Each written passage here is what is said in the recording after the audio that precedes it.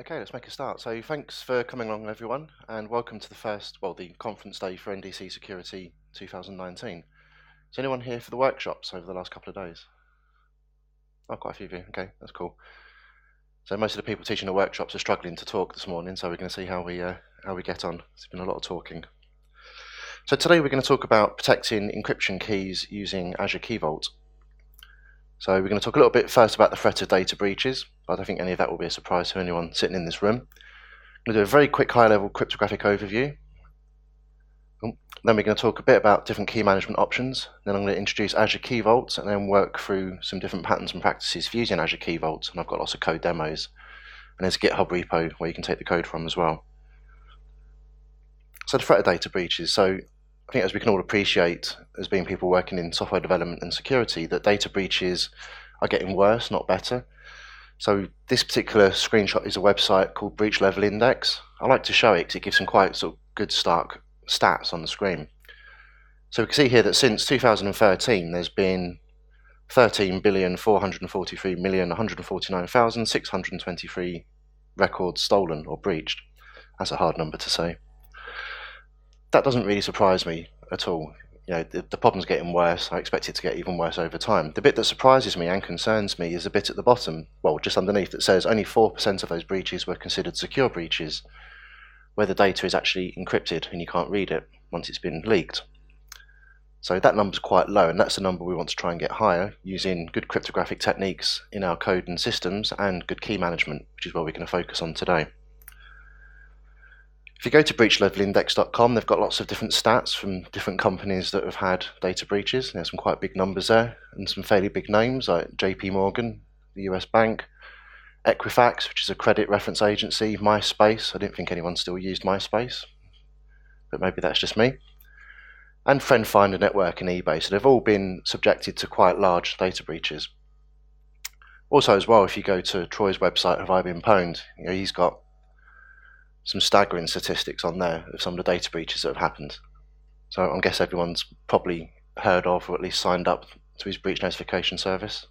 It's quite good. I was in his big collection breach last week, which was a bit annoying.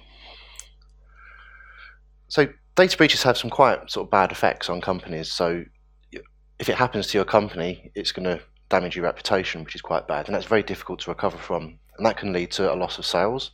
So it's going to affect the bottom line. When the bottom line gets affected, that's when people start losing their jobs because the company needs to tighten their belt. Customers could switch to a competitor. Again, that's very difficult to recover from because once someone has gone to the effort to switch to another product or company, getting them to switch back will be near on impossible or very difficult.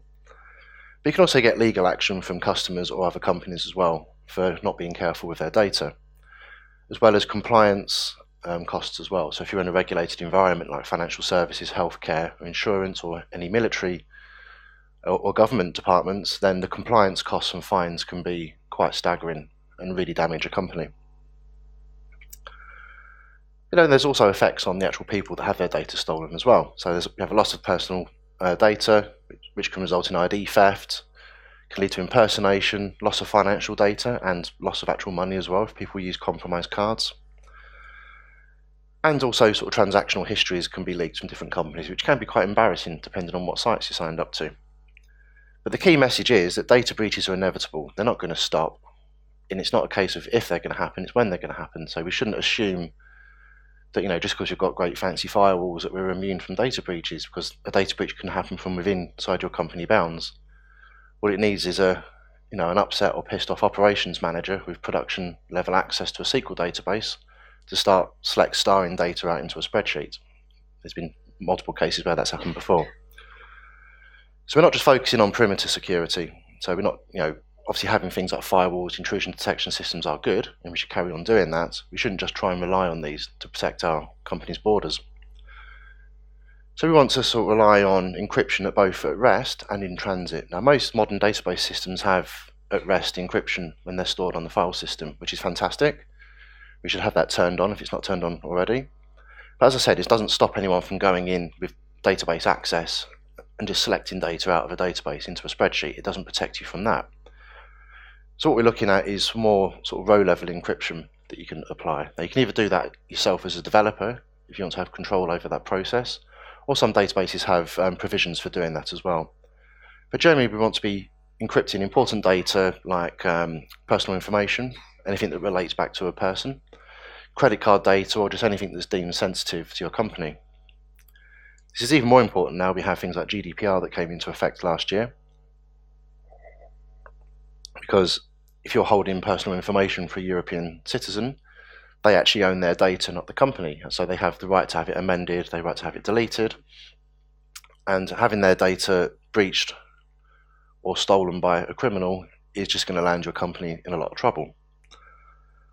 So I just want to do a very, very quick cryptographic overview. So this talk isn't actually about cryptography algorithms themselves. I've got other talks that I've done for NDC which you can search for on that. But I just want to do a very quick overview. So cryptography is broadly split into 4 categories. So we've got confidentiality, which is what we all commonly refer to as encryption, making something secret so someone can't read it. We have integrity, which is things like hashing, so things like SHA-256 hashing, and that's how we can ensure that if we send some data to someone, they can calculate an equivalent hash on their side, compare it to a hash that was sent to them, then they know that that data hasn't been tampered with or messed with in transit. We've got authentication, so things like hash message authentication codes, which are very similar to normal hashes, but you also pass in a key as well to the hash.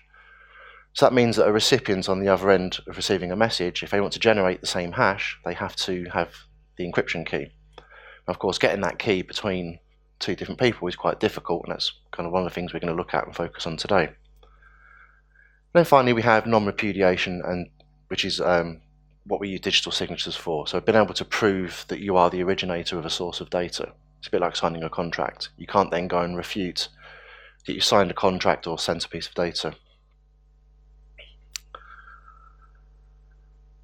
Okay, so when it comes to encryption, generally we have 2 different areas. We've got symmetric and asymmetric encryption. So symmetric encryption is things like AES, DES and triple DES. And with symmetric encryption we use the same key to both encrypt and decrypt, that's why it's symmetric. Asymmetric encryption we use algorithms like RSA or elliptic curve, and those are based on public and private key combinations. So you generate a key pair, you keep your private key secret to yourself, no one else can know it. But the public key you can send to anyone. So if someone wants to encrypt some data and send it to you, they request your public key, encrypt the data with RSA for example, send it to you, then you use your private key to decrypt that data. So one of the things we're going to be focusing on today is about how we can protect those private keys. So symmetric algorithms, generally very fast and efficient, but sharing those keys is difficult. And RSA, as an algorithm goes, is quite slow. It's based on modular arithmetic, which is quite slow for computers to do. But we do get this split key system, which is quite handy. If you're trying to use either of these in .NET, then you typically use classes like AES Crypto Service Provider and RSA Crypto Service Provider. Okay, so what different techniques can we use to manage keys? So we'll start off with the worst, which is just flat files on a file system. I'll put it on there because companies still do this. I've worked for 2 very large multinational corporations where when I've started digging into the deployment process for a piece of software, you go onto a server and on D drive there's a folder called keys and there's 2 XML files in there, public and private key. So that's very bad. People can easily access that and copy the keys, and you don't want anyone to get hold of your keys. So we also have things like certificates. Certificates have been around for a very long time. They're very well known. They're kind of a trusted way of storing keys. They allow you to identify who the certificate's been issued to and from. It allows you to verify public keys. We put them directly onto servers, into key stores on the servers. And they're robust and proven. They've been around for a long time. Generally they have minimal involvement from the end users. So once they've been installed onto a system, until you need to revoke and renew the certificate, it's a fairly simple process. We don't need any additional hardware, they're easy to manage, and they're supported by just about every single system that's out there. But we can go better, and that's to use something called a hardware security module. So has anyone ever used an appliance like this, or has a company that has them? So basically they're like a single U rack mount modules that you put into your data center. Typically you need 2 of them because you want to replicate data between different sites if one of them goes down. They're tamper proof. So if you try and break into the box either physically or sort of virtually, then they're designed to shut down and erase themselves. They'll have temperature sensors in them, so they can detect temperature variance if you try to remove the lid. And all of the chips will be covered in like a wire mesh and a resin as well, so you can't directly access the chips. So they're very good, robust systems. And you can also store certificates with their private keys on them as well, sort of generally. But the problem is traditionally they've been cost prohibitive. So some of these devices can cost 50 to 100,000 euros to buy, which means they've only really been used by sort of large pharmaceutical companies or banks or companies with a lot of money. So they've been kind of out of reach of a lot smaller companies. But with Azure Key Vault, cost is no longer an issue, which is fantastic. So Microsoft has gone to the trouble of buying all of that hardware and putting it in their data centers. Then they can rent it to us for very little cost. And some of the techniques we'll look at today will help us get that cost down to virtually zero. Okay, so Key Vault is a system this is off the Microsoft website. It safeguards cryptographic keys and other secrets used by cloud apps and services. And what they've done is they've bought lots of these devices. It's the Thales or Thales, not quite sure how you pronounce it. It's called the Enshield Connect. So this is the hardware module that they've purchased. I don't know how many they have, but they've probably got thousands of the things in different regional data centers. They are expensive because I went onto their website to try and find out the price, and you have to get in touch with a sales rep. So I didn't bother carrying on at that point because I didn't want the phone call. But the Key Vault works in two modes. You've got software and hardware mode. Now, depending on which mode you're using the Key Vault in, all of your keys will be stored directly in the hardware. So you get hardware protection across both modes. If you configure it to set up in software mode, then the encryption and decryption operations are performed on compute VMs in Azure. But if you use hardware mode, then everything's performed in the hardware security module. So a general good practice is you might use the software version in your dev and test environments for testing with, and you might put the hardware version or the hardware configuration of it in your production environment because there's some extra cost associated with using that one. So we look at some general examples of costs. So for non-key based operations, so if you want to store secrets in the Key Vault, which I'll talk a bit more about a little bit later, but to do that, it's going to cost you about 3 cents per 10,000 operations across both of the standard and premium SKUs that you can set up. Certificate operations will cost you about $3 per request, and then 3 cents per every 10,000 operations that you do against a vault. So the costs aren't that high. If you're doing key-based operations, so if you're using 2048-bit RSA keys, you're looking at 3 cents per 10,000 operations across both SKUs. Or if you're using the higher strength 3072 or 4096-bit keys, it's going to cost you 15 cents per 10,000 operations. So you have a choice there about what size key you want to use, and there is a cost implication. If we're doing hardware HSM key operations, so we're doing everything directly in the hardware, there is some extra costs. So you're going to be charged $1 per key and 3 cents per 10,000 operations. Or again, for the stronger keys, it's going to start off at $5 per key, and then there's a tiered pricing structure underneath that.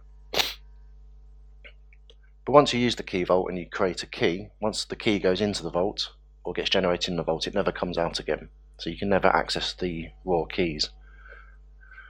Now there is the ability on the portal to go in and do a backup of your keys, but Microsoft will use one of their master keys to encrypt them for you. So even though you can get the keys out, technically they'll be encrypted, so you can't use them. So if you need to do a backup, you still have that ability, but it's a secure backup. As with everything in Azure, the instructions change constantly on how to set things up. So I'll talk through the rough process now, but that is basically the place to go to get the latest documentation for how to set one of these up. There's a few steps you have to go through. But when in doubt, always go back to the Microsoft documentation, because they keep that generally up to date. But the way you do it typically is with PowerShell, and then you would create a resource group if you haven't got one set up already. You create the Key Vault specifying the resource group, the region, and whether you want hardware or software configuration. Then that gives you the ability to create keys, read and write secrets, and upload certificates. So once you've created one of these, it's going to look something like that in the Azure portal. But as developers, we want to be able to program against the Key Vault. I'm guessing everyone here is a developer, are they? Yeah, so we want to write some code. So to do that, we first have to register an application in Azure AD, which sounds worse than it is. But really what we're doing is we're registering an application that we want to create, and that gives us an app ID and a shared secret, which is what we have to present to the client library to be able to talk to Key Vault.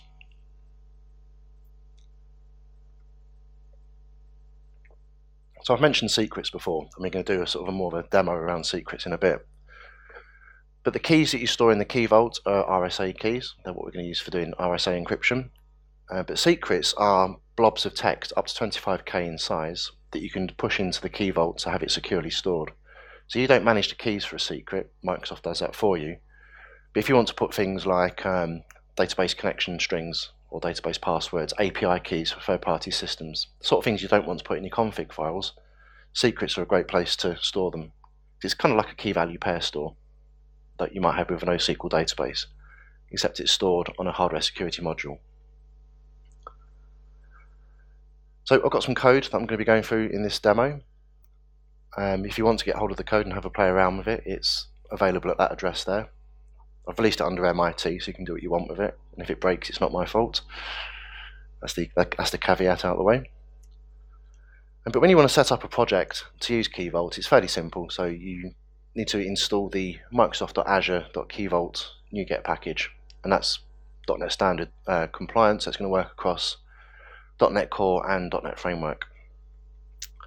So let's quickly go to a code demo, and we'll just do a quick hello world, just to make sure everything's working okay. So in the sample code you download, I've got a folder here called Simple Encrypt and Decrypt, and I've got some code in here. Don't worry about the file called Fake Key Vault. That's my insurance policy in case the Wi-Fi goes down. So I've written a little abstraction which pretends to be the Key Vault, just so I can get through the demos if the Wi-Fi goes. And I've had to do that on stage before, where Wi-Fi's dropped and I've had to switch just to get to the end of the demo. But we should be okay this morning. So we've got an interface here where I've abstracted some of the methods for the Key Vault. So we can create keys, we can delete keys, we can encrypt and decrypt using those keys. We can save and retrieve secrets, and then in the further demo we can do digital signing as well. And I've got some helper code here. Obviously you're not going to do this in real life, but just for the demo I've set an application ID up for this conference, and I've just put the app ID and client secret in there. That's the address of my Key Vault, and then I've just got some code which just calls down to the client library. So the code's fairly simple. So if we look at what's actually happening here, so I want to create a key. I'm calling it Stephen Haunce's key. I call create key async, that will return a key ID. So the key ID is just a URI to the key, it's not the actual key itself. Then to encrypt, I just pass in my key ID. I pass in some data that I want to encrypt, so in this case it's a string hello world. I have to convert it to a byte array first, because all these things just work on byte arrays. I can then encrypt and decrypt, and then I convert the values back so I can read them. So let's just quickly go through this, make sure it works.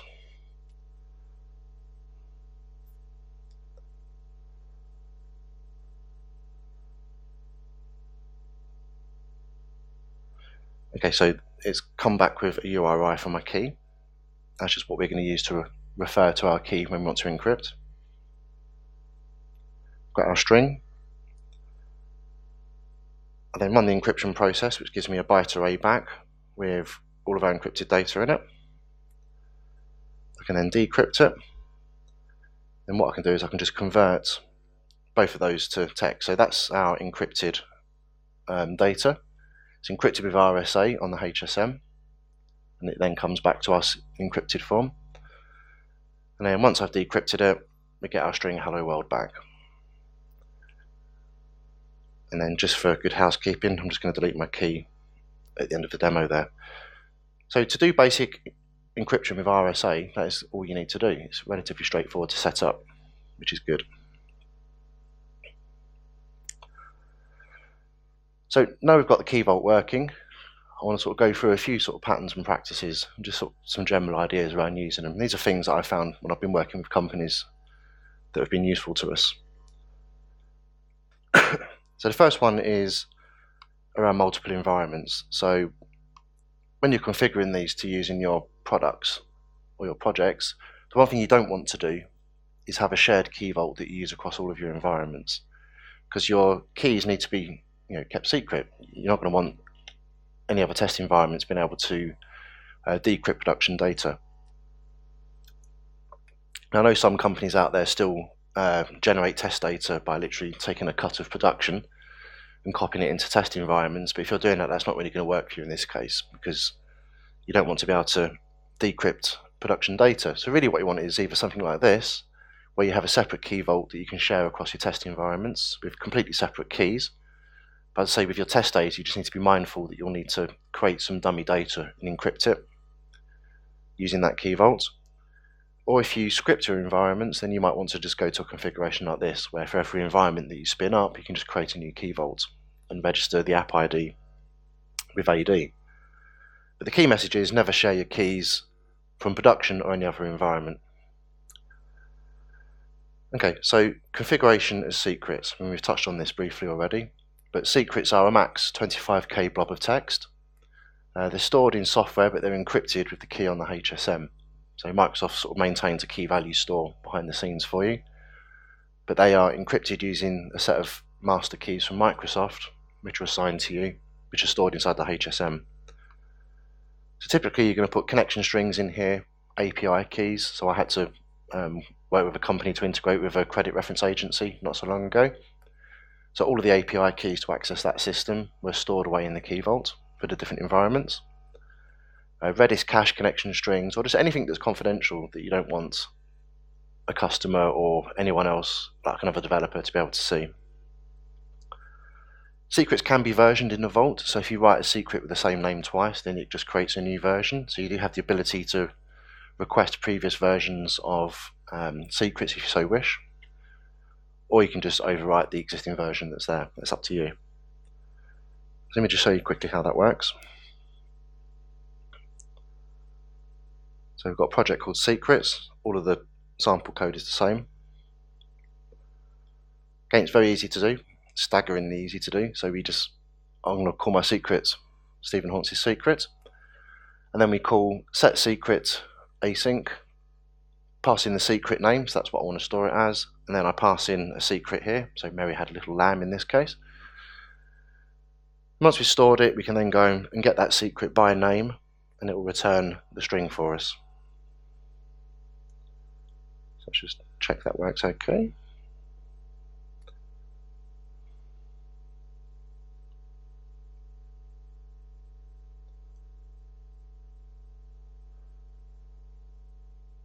So that's the URI, which is the name that's returned. So if you want to store a URI, you can. But in this case, because we're giving it a secret name, we can then go and request that secret by name. So here I'm retrieving it from the key vault, and you can see it's come back. So it's done a hop over to Azure, it's encrypted and stored it in the key vault, and then I've requested a copy back. There's just a few lines of code, which is great.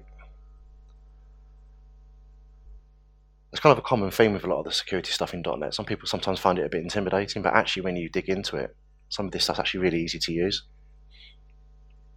which is nice. So this one gets a little bit more pardon me. So this one gets a little bit more involved, and that's local key wrapping.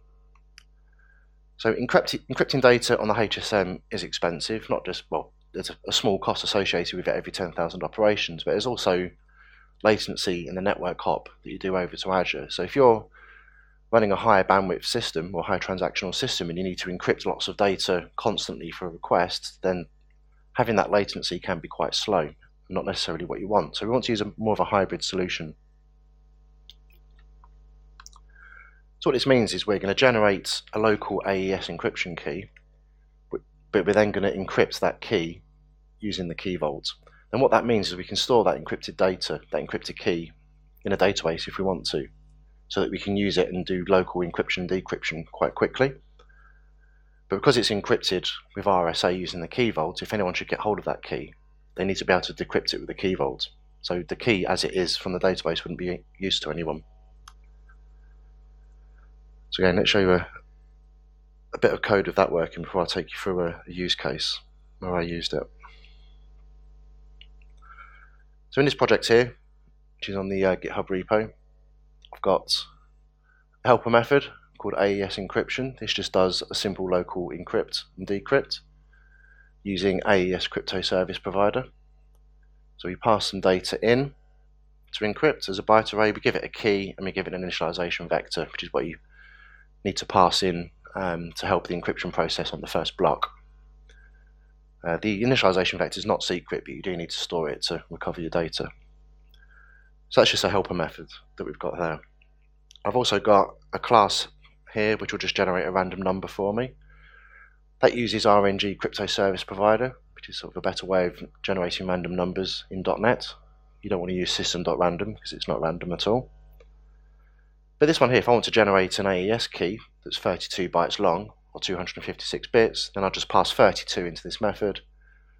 Instantiates the class, creates a byte array of the correct size, fills it with random data, and then passes it back. So that's how we're going to create our local key. So in the example here, so we start off by creating our key on the Key Vault.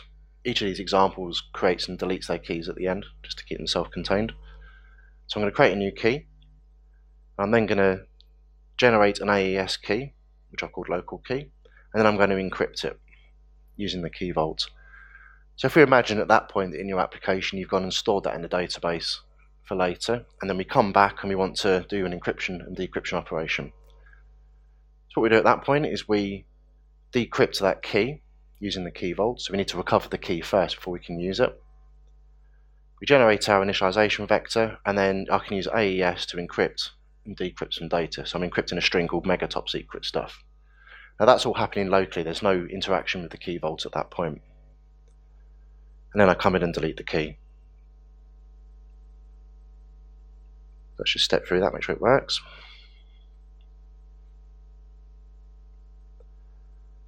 So again, I'm creating my key. You can see that there's that latency when it's creating the key. Part of that's due to the bad Wi-Fi here, but there is a latency with doing that.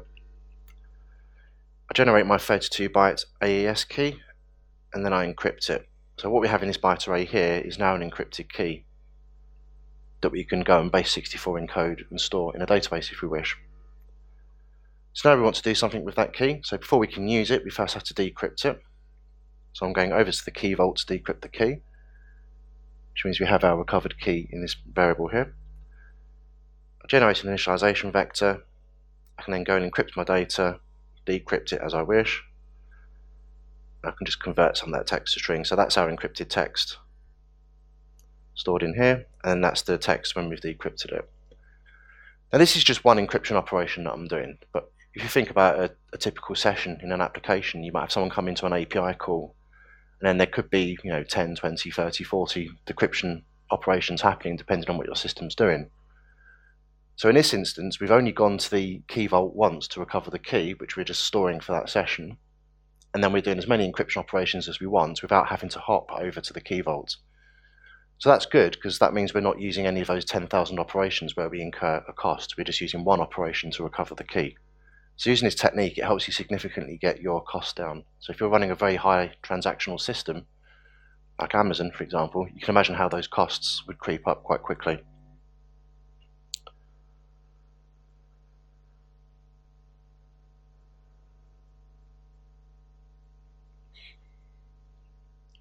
So an example where I used this not so long ago was a company I was working for that produces online claim settlement systems. So it's a software as a service platform that insurance companies have a portal that they can log on to, which is branded via their branding. And then their customers, the claimants, also have their own portal they can log on to help settle their claim. So the idea was we were trying to settle claims in days instead of weeks that they sometimes took. But it's a software as a service system. It was all hosted in Azure. Multiple companies all sharing the same platform and the same sets of databases. And then we had a multi-tenant system, which meant, if one insurance company logged in, it was all in their branding. If another insurance company logged in, it looked like one of their systems.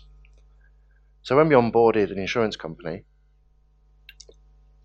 we'd issue each insurer their own master key in Azure Key Vault. Then using that key, we would encrypt local AES keys, which meant that for that insurance company, so if we've got tenant 1 up the top there, which might be, I'm not going to use any names, it might just be a particular insurance company, we have a key ID for them, and then we also store their encrypted AES session key. So if someone logs in for that insurance company, we know what their tenant is, we can retrieve their key ID, and then we have access to their encrypted session key. Then what we'd do is for each insurance company, we would encrypt any personal information for their claimants, so names, address, phone numbers, date of birth, gender, any those sorts of fields.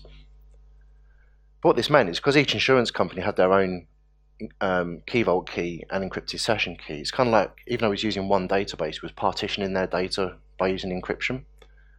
So if anyone was to come and steal the data from either SQL Server or Cosmos, which is what we was using, the data would be useless to them because it would all be encrypted, or the personal information would be encrypted, so you can't tie it back to a person, so it doesn't really have any intrinsic value to anyone.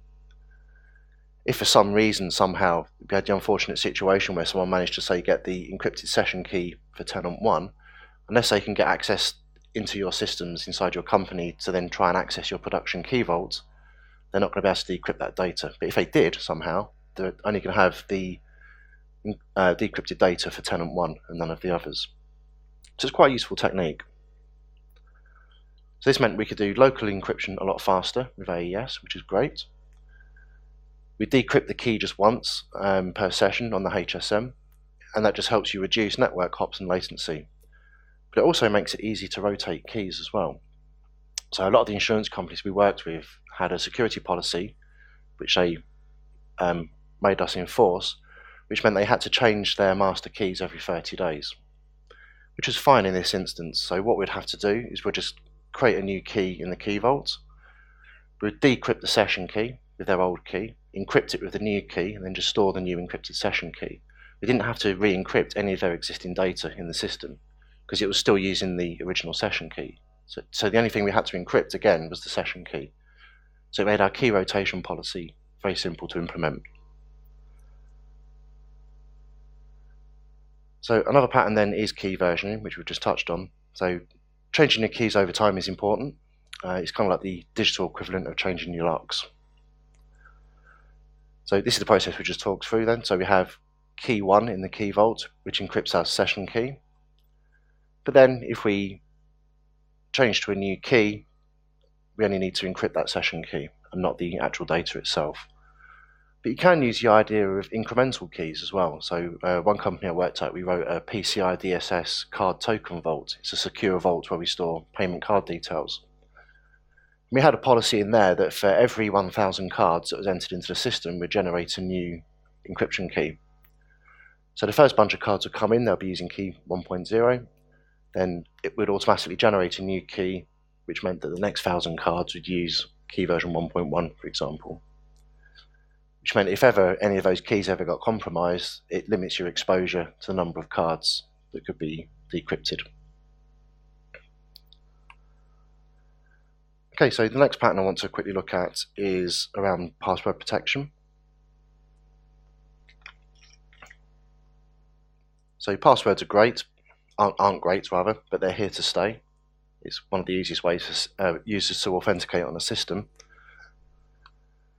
Naturally, we don't want to be doing plain text passwords. Hopefully none of that goes on anymore. I think there's some old systems out there that still do this, but they're bad. The next best thing is hashing passwords, like a SHA-256 hash, which is okay, but still not great, because they're susceptible to brute force attacks or rainbow table attacks, dictionary attacks. And with tools like Hashcat that can do tens of billions of password hashes a second, it makes hashing passwords quite vulnerable. An example of ways used to like showing business sponsors just to scare them about their password policies is this tool here called crackstation.net, which allows you to paste in a password, enter a captcha, and then it will go and crack that password for you against a massive database of hashed passwords. So that's quite a fun little tool to scare business sponsors with. The next best solution is a salted hash of a password. This is where you generate some entropy that you append onto the password before you hash it. that could be like a 32-byte random number. So this is much better. A password that's hashed with a salt these days, it's probably going to be very hard to impossible to crack at the moment. But in 5 to 10 years' time, who knows what GPU processing performance is going to be like. So you don't know how long those passwords are going to be safe for, because Moore's law is still increasing. So the next best technique, and the one that we favour, is to use something like a password-based key derivation function, or something like bcrypt, which is an alternative. And the way this works is it's kind of similar to a salted hash. So you generate a salt, you pass in your password you want to hash, but you also give it a number of iterations parameter. And what this means is it's going to repeatedly hash that password, depending on what the number is you pass in there. And the purpose of this is to algorithmically slow down the hashing process. So instead of being able to test billions of passwords a second, you could maybe test 100 or 10, depending on what value you pass in. In .NET and .NET Core, this is quite simple to do. There's a class called RFC2898 derived bytes. It's a nice piece of API naming there. If you're familiar and a fan of RFC specs, and then of course that makes complete sense. But for most people, it's just a weird name. But really, it's just a hashing function. Under the covers, it's using SHA-1 to do the hashing.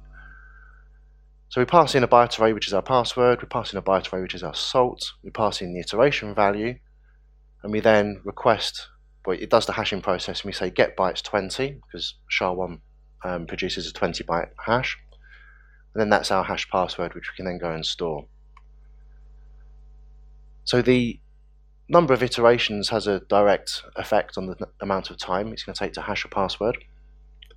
So in my workshop over the last couple of days, we was experimenting with some different timings to see how long they take. But the higher the number, the longer it's generally going to take.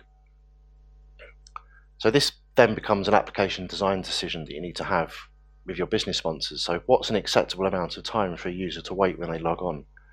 So has anyone ever used a website where you log on and it feels like you're waiting 2 or 3 seconds for anything to happen? If you do notice that, then they're probably using something like this behind the scenes to hash the passwords, and they've obviously determined that 3 seconds is an okay delay to wait. So you think we're all good. Password-based key derivation functions are a good recognised way of storing passwords, but actually we can use the Key Vault just to give us a little bit of extra protection should we need it. This could be for like admin passwords, for example. Now the salt and a number of iterations value, they're not secret values, they're not keys, they're not meant to be kept secret necessarily. But why make it easy for someone who's trying to steal your data from your company? Why not use local key wrapping just to encrypt the salt, which you then need to store in your database? And why let them know what the number of iterations value is? They need to know that number to then go and decode the password. So you could just store it as a secret in the Key Vault if you wanted to. Now, as I said, they're not the secrecy or the power of password-based key derivation functions isn't based on the secrecy of the salts or the number of iterations, but if you've got this tool available to you, we can just make it that little bit harder.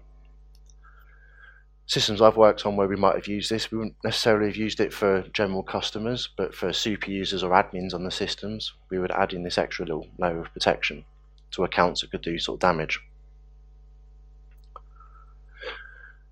So what this gives us it means that an attacker can't even start trying to crack that password until they've decrypted the salt from the Key Vault, which they won't be able to access, and that they've retrieved the number of iterations parameter as a secret. Because even if you recover the salt for some reason, you still need to know what the number of iterations is to be able to calculate the same hash. So we just made that a bit harder.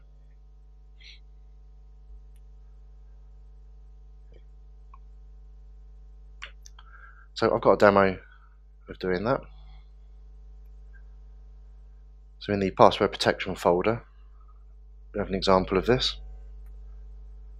So I've got the code for creating the hashed password. It's just a standard .NET call.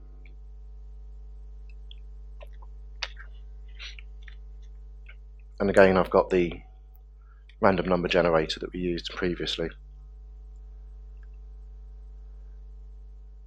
So what I'm going to do in this example then, so I've got a key name that I'm going to create, so Stephen Hawkes' key again. I'm going to store my secret under the name PBKDF2 iterations. You can call it what you want. So we create our key in the Key Vault. We create our salt. I'm just creating a 32-byte salt in this instance. I encrypt the salt with the Key Vault, and I then store a number of iterations. In this case, I'm just doing 20,000, and I install that in the Key Vault. So let's assume now that a user's logging onto the system, and we need to verify their password. So first of all, we need to decrypt that salt using that key on the Key Vault. We then need to return the number of iterations parameter, so that's going to pull that 20,000 value back from the Key Vault. Then we've got the user's password that are typed in, so that is the most secure password in the world according to Troy. Not really. And then we use our password hashing function to pass the password in with the decrypted salt and the number of iterations, and then we get a password back out, or a password hash back out the end. So let's just debug that.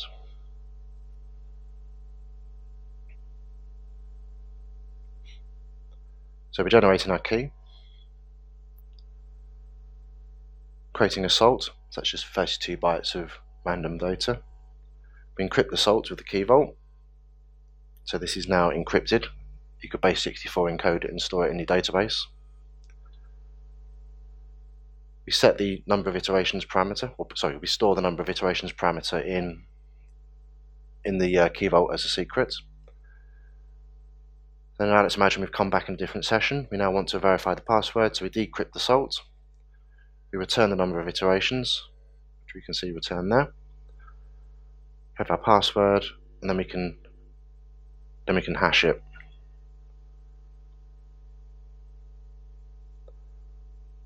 So that's our password hash. It's been hashed with that salt and a number of iterations, which we first protected with the Key Vault. So as I said, you may not want to do this for every single user, or you might do, it's up to you, but you have got that latency of decrypting the salt and retrieving the secret. So you might decide to only use this for specific users. That's kind of up to the system that you're developing.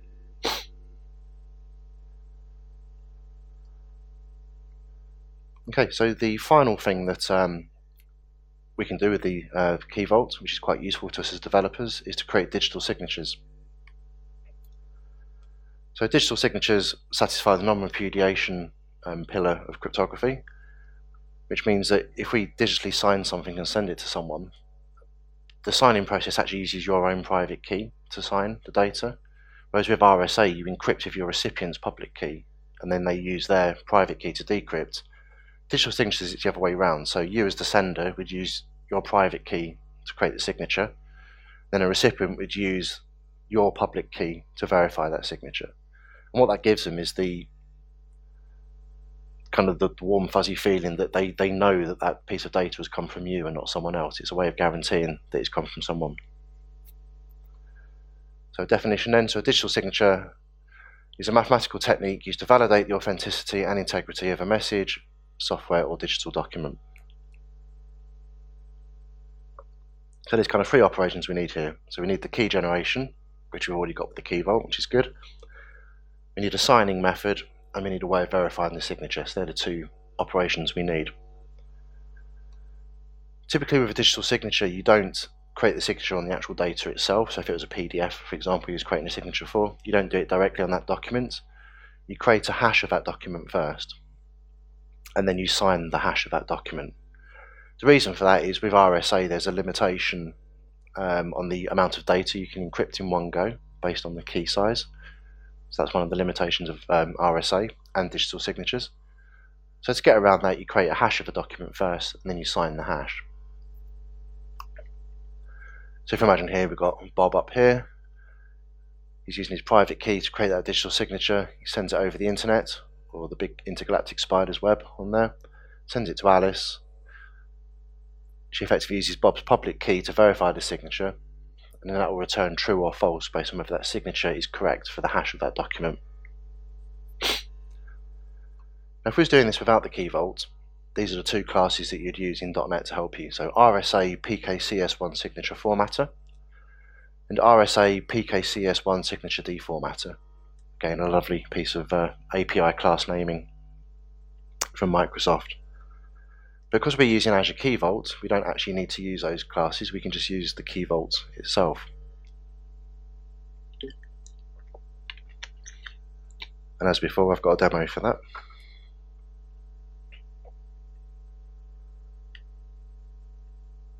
So in the digital signature folder here, it's got a simple helper method for creating a SHA-256 hash. So again, I'm creating a key on the Key Vault because each of these applications is self-contained. I have a document which I want to sign. It could be a file that you've loaded up. It needs to be loaded up as a byte array. So first of all, I create a SHA-256 hash of that document, which I call the document digest. I then call key vault or vault.sign, give it the key ID, which links to the key pair on the key vault, and I give it that hash, and then I'll get a signature back here. Then if I want to verify so say we've stored that signature somewhere, if we later want to verify it, we call verify, again passing the key ID, we pass in the hash of the document and that signature, and it will return true or false if they are valid.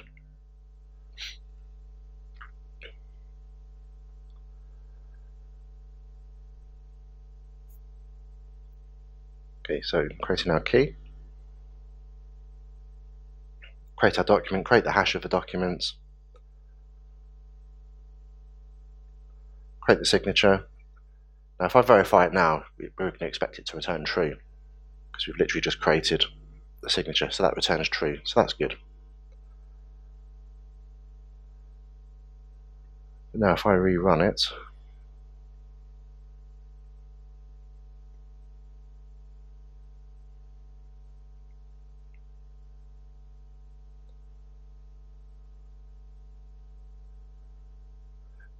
so we've created the signature, but let's go in and say mess with the document digest. So we're going to imagine we've sent some data to someone, they've recalculated the hash against, compared to the hash that we've sent them. But this time, let's just put a different value in there. This time when they create the hash of the data that we've just sent them, we're going to pass that in with the signature, and it should return false this time because that hash doesn't match the signature or doesn't correspond with that signature, so that returns false.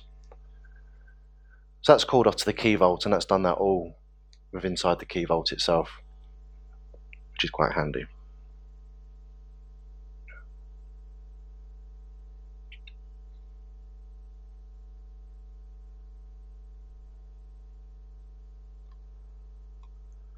Okay, so those are the main introductory points I wanted to talk about this morning about Key Vault, which brings us up to just about the right time.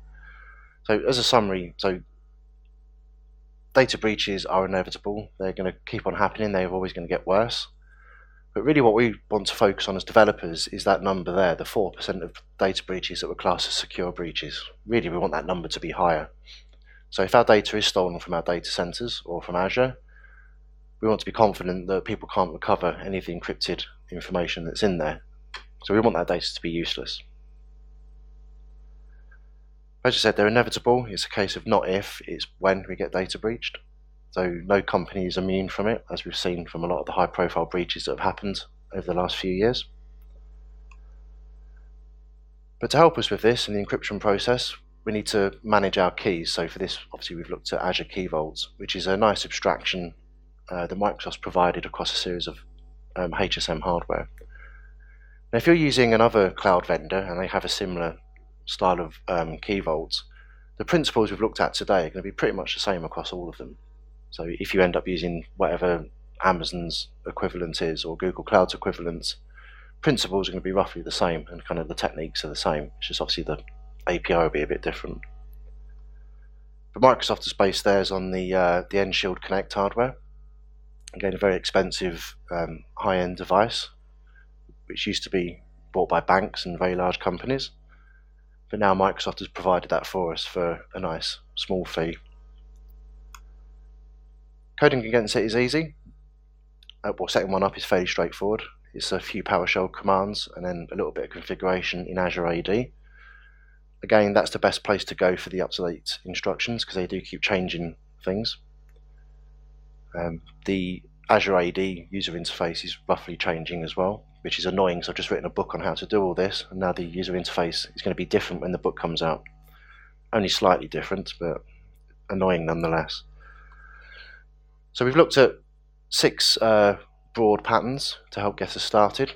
So we want to talk about environments. We should use different key vaults for different environments if we can. Never use or share your production key vaults with your test environments, because that's just, why would you do that?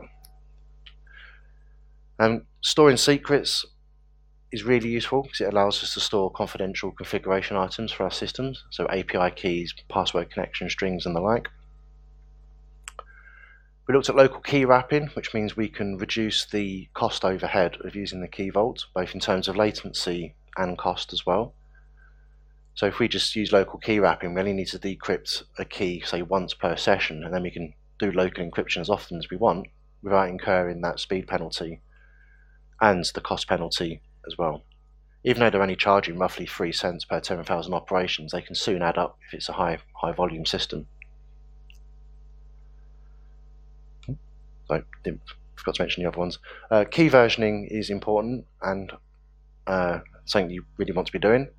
But again, using the local key wrapping technique, if you are versioning keys and you need to change your key over time, if you use the key wrapping technique, then you only need to re-encrypt the local key that you're storing, not all of your data. So that makes it much easier to do key rotations and less dangerous. Password protection as well is something that we can use to help us if we wish. Ideally, we're using a password-based key derivation function for doing our password hashing. But to do that, we need to store the salt and the number of iterations somewhere, because you need to have both of those values to recalculate the same password hash. Now, as I said, the salt and the number of iterations aren't designed to be secret. The strength of the password-based key derivation function isn't dependent on the secrecy of the salt, but why make it hard? If we've got this system where we can encrypt the salt and store the number of iterations value away somewhere, then that might be something that you could choose to use. It's a pattern that I've seen used quite a few times at different companies. And finally, we've got the ability to create and verify digital signatures. As you saw, that's a very simple code demo to do that. So all of the code that we've gone through today is on GitHub at that address there. Feel free to do what you want with it. Just remember to ignore the fake Key Vault class that's in there. That's just my get out of jail free card if the Wi-Fi dies in doing a demo. I've had to use it more times than I like. I've got some courses on Pluralsight around security and cryptography that you might find useful if you're a Pluralsight subscriber. So Practical Cryptography in .NET talks about all the .NET crypto primitives, how to use them, and then how to combine them together to create hybrid encryption scenarios. The code on there that comes with the course is written to work with the .NET framework, but all of the code works just the same on .NET Core. It's just obviously the project types are a bit different. But that all works across .NET Core and .NET Framework. I've got a play-by-play course that I recorded with Lars Klint, which talks about some of the things that we discussed today with Azure Key Vault.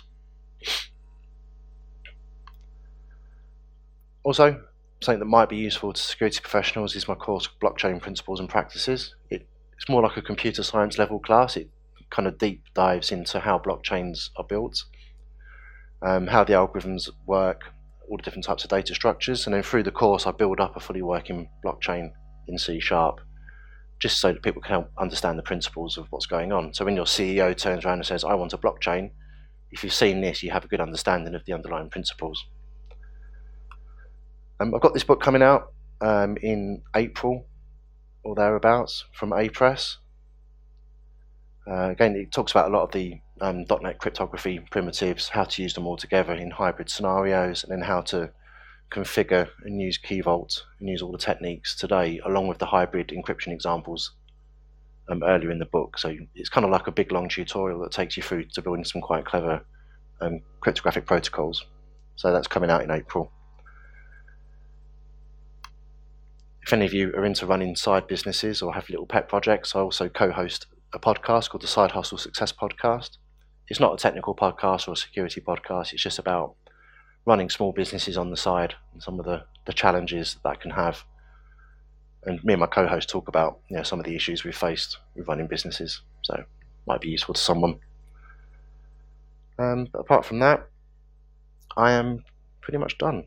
So thank you very much for coming along. I've lost my mouse cursor now. Where is it? I've got some short guides on Amazon as well, but I don't know if they're useful to anyone. But thank you, and I hope you have a good NDC security. Thank you very much. So Shirley has asked me to remind everyone if you can vote using the cards as you go out. So red, green and blue cards, I think you just pop into a box. Only the green cards work. I think the red and yellow cards are faulty. So thank you.